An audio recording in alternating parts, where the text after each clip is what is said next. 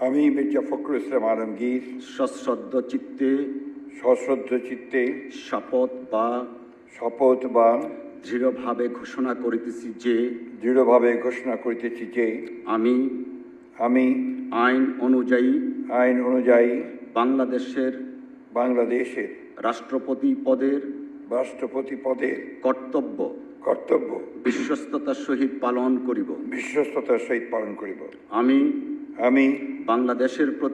বাংলাদেশের প্রতি অকৃত্রিম বিশ্বাস ও আনুগত্য পোষণ করিব।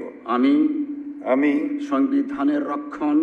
সংবিধানের রক্ষণ সমর্থন ও নিরাপত্তা বিধান করিব এবং আমি ভীতি বা অনুগ্রহ অনুরাগ বা বিরাগের বশবর্তী না হইয়া সকলের প্রতি আইন অনুযায়ী যথাবিহিত আচরণ করিব। ধন্যবাদ।